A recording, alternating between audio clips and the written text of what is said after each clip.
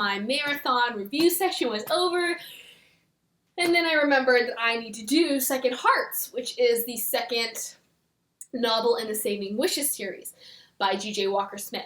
So this book basically picks up where the last one left off, which was where Charlie was on her way to Africa to start her adventures. She had received a letter from Adam basically saying, I love you, I always will, I always have, I know you love me, I'll be waiting. And so at that point she kind of did resolve to go after Adam in New York. But then in this book, it picks up a year later. She's still in Africa, but she's at the point where she realizes living the hobo life is not for her. Like, she doesn't want to spend all of her days in a shack on the beach. Like, there's just more to life. So she follows up on her decision to go after Adam. She gets there and she sees him with another girl, which devastates her. She finds out later that this girl named Whitney is Adam's girlfriend, was Adam's girlfriend, has been Adam's girlfriend for a number of years, including the time that he spent in Piper's Cove and they fell in love. Oh, I hate saying that. I'm like, she's 17, he's 22. Really, what is love? Or maybe he was only 20. We're not going to get into that because that's not really important. That's just my personal peeve. So she's devastated. She goes back to the apartment she's staying in, which is Gabrielle, which if you saw the last review, you know that Gabrielle is Adam's cousin, and she is also in a relationship with Charlie's brother. Anyway, so she has this apartment in New York, so she lets Charlie stay there. Charlie goes back, and she's falling apart, and she's like, do I go to Australia? Do I go back to Africa? Do I stay here? She ends up staying in New York, and she finds a job at a restaurant called Nellie's. She's a terrible waitress, which, if you saw my review from Saving Wishes, you know that there are certain aspects of Charlie's characterization that I don't quite understand, and this is in line with that. Charlie is, she lives in the land of fairies and magic, and she's kind of ethereal in thought. And my impression is she's like a really cool girl, and she's got decent people skills. So I would think that she could be a pretty decent waitress. Maybe the fact is she doesn't want to be a waitress, but in any case, she's a terrible waitress. And she ends up meeting this guy that nicknames himself Elvis. Turns out Elvis is actually Adam's brother Ryan, and he owns the restaurant, which is funny because one of the things that makes Charlie so fantastic is she's a little thief. She's a conniving little thief who she, in the course of the first book, gets into all kinds of antics.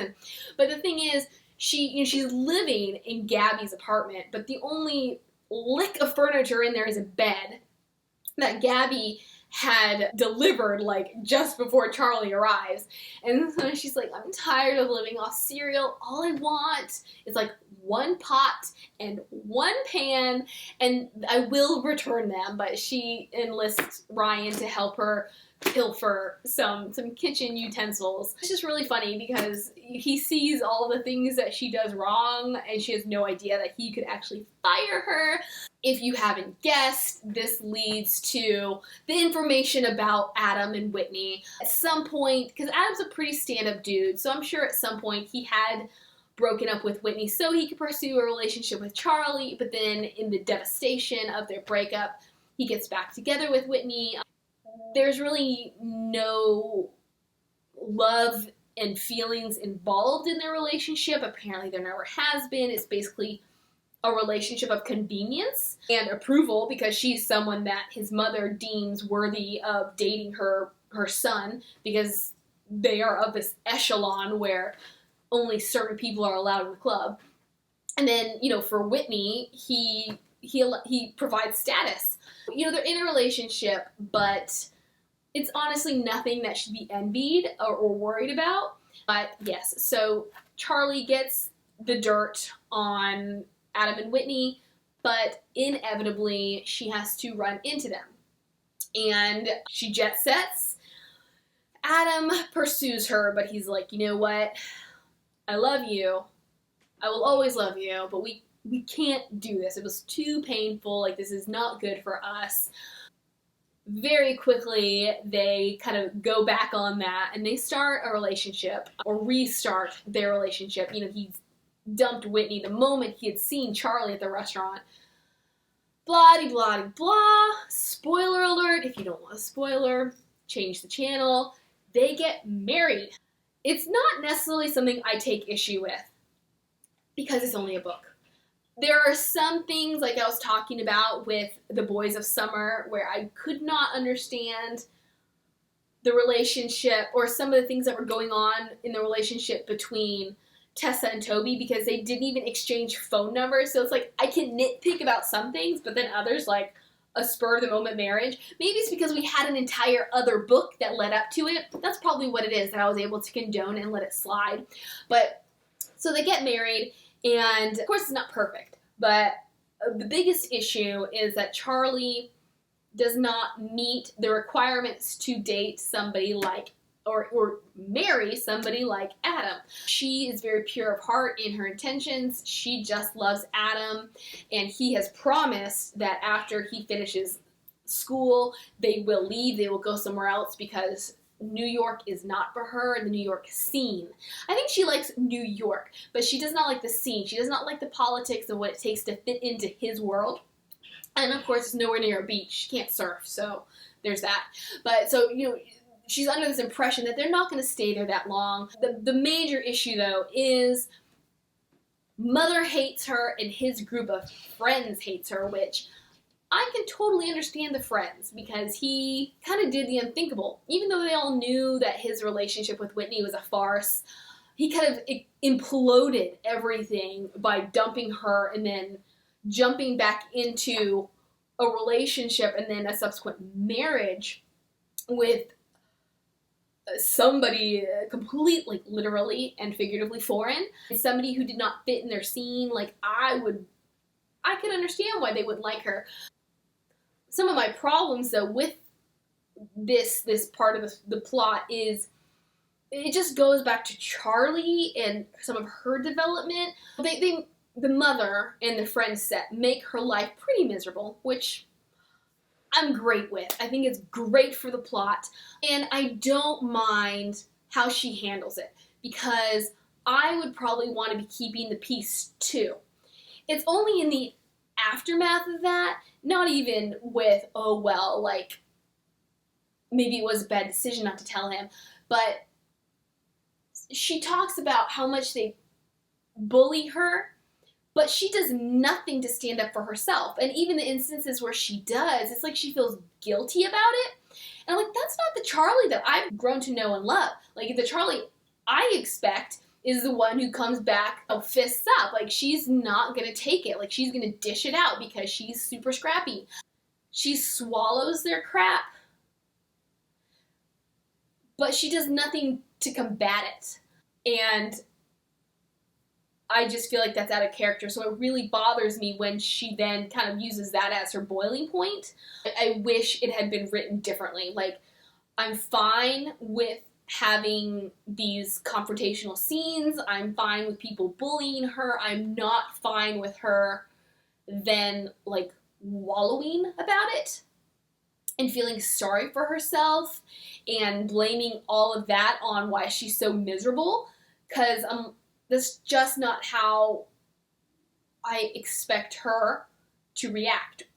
And not just like an anticipation expect, but the kind of person she is, she's somebody who isn't going to take crap from anyone. Eventually, she and the mother-in-law come to terms with things, and she does make one or two friends. She's still pretty miserable, and sorry, I had a thought, and then it left. You know, the whole time Adam is pretty oblivious, both because he wants to be and just because that's the nature of life. But he accepts a clerkship, which not a lawyer, don't quite know what that entails, but it does mean that their 2-year period of being in New York will be extended. And he had known this before they got married, and he had lied to her about how long they were going to stay in New York, so that causes an issue. She eventually has had enough. She's had enough of his mother and of his friends, and she lets him know, and that, I mean, I kind of wish more had happened with those two, like huge explosions, or like that was her tipping point where all this was happening. Adam wasn't there for her because he was too busy getting his own act together with school. And so she was just like, this isn't going to work for me. I love you, but nobody here wants me, so I'm leaving. Or even, look at what the people you love are doing to me. And then, he gets mad, and then that's a tipping point for the final act of the story. And it's really not. He gets really upset, and he confronts his mother, but it's just kind of like, all right, then that happened, and we're moving on. Not until we get to Christmas party, in which Adam discovers, and this is something Charlie already knew, discovers that his best friend, who is dating somebody else inside, Charlie calls it the purple circle. So he is dating somebody else in the purple circle, but he, for the last 2 years, had been having an affair with Whitney. Even though Adam is no longer with Whitney, obviously there's a betrayal, and that comes to a head. And the boy has tried to hit on Charlie. That is Charlie's ultimate tipping point. And she's like, you're not going to choose me. You have lied to me. I love you, but I'm leaving. So that's how the book ends, as she goes back to Africa. I do love this book. I think I have some more issues with this book than the prior book, because I do not understand why the characters react the way they do, or why certain situations pan out the way they do. And one thing that I'm still, after how many times of reading this book, still trying to wrap my mind around is the idea of their love. Because I love it. I want them to stay in love even when things aren't working. But for me, one of the concerns that is brought up to Charlie about marrying Adam so quickly, so spur of the moment, is what if it doesn't work out? And she's just like, well, if it doesn't work out, that doesn't mean he wasn't the one for me. To me, love, and especially marriage, is serious. Marriage is supposed to last forever. It is not a frivolous decision to be made. Sometimes they do. My parents, they dated for 6 months and then they got married. Same with my sister. I don't think that relationships or courtships necessarily have to last a long time to know if that is the one for you. But it's supposed to be a bit more painful if it doesn't work out. And even going into it, she is so nonchalant about it. And I know she lives in the land of fairies, and she has a very different view on life, but I would have just thought she would have taken it more seriously. And not even when it failed did she not take it seriously, but I'm just trying to wrap my mind around the fact that it's like their divorce isn't real. The fact that they no longer, that she has left the country, that she's just okay with it. Of course, she's hurting and in pain. Walker does not make it an easy situation, but I felt like it was just too easy of a decision for them to just say, well, okay, we're done.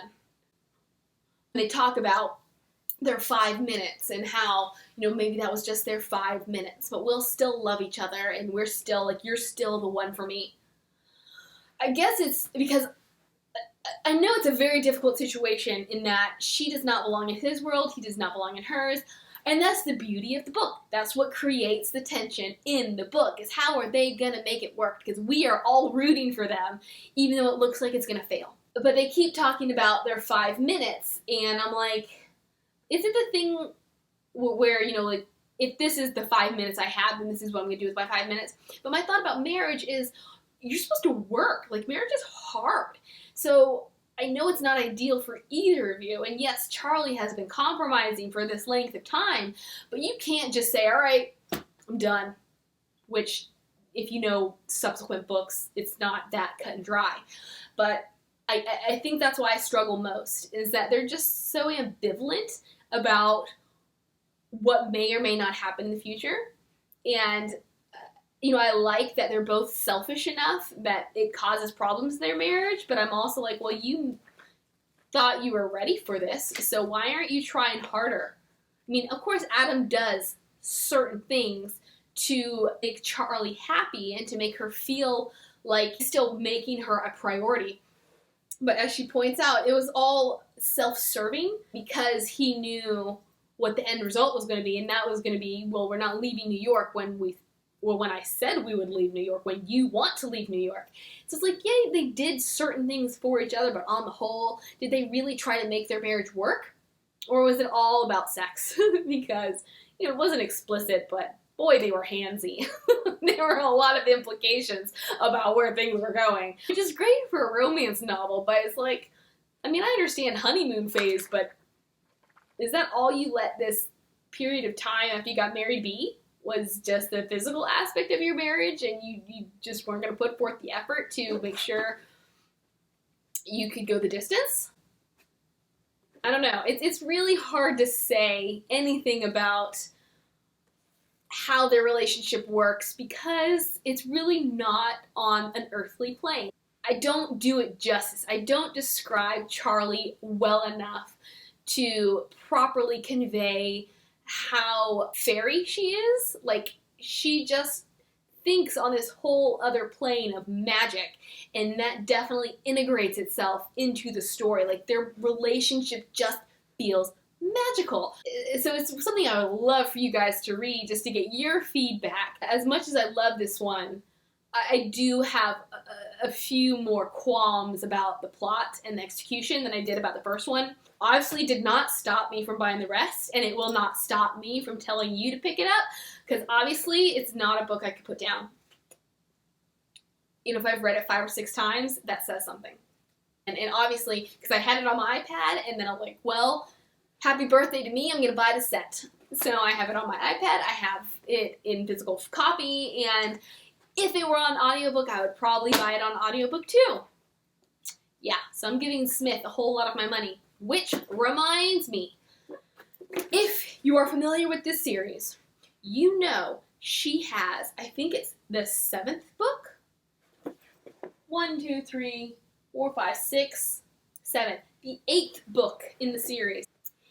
It's called Stone Roses. And you're not going to care about any of this, but I want to get it off my chest. It has been due to come out probably 5 years now. So Smith, if you are watching this, you better get on it. Like, you promised me that this book was going to be finished, and there's been nothing on your website, nothing on any kind of social media, nowhere on the internet does it talk about how close you are to publishing that book or why it's taking so long. All I need is an explanation, because as a writer, I know things happen. I know some things take time. I know sometimes the story doesn't come when you want it to come, but you've been promising me a book, and you have not been delivering. I have pre-purchased it. It has been on my pre-purchase for 5 years now, and every 6 months it gets pushed back without an explanation. So yeah, you know what? You need to go on iBooks and see all the comments, because everybody is incredibly ticked at you. All we need is an explanation. We can be patient. You just need to let us know it's coming instead of teasing us and keeping our money, which technically I could cancel my order at any time, but this is a great series.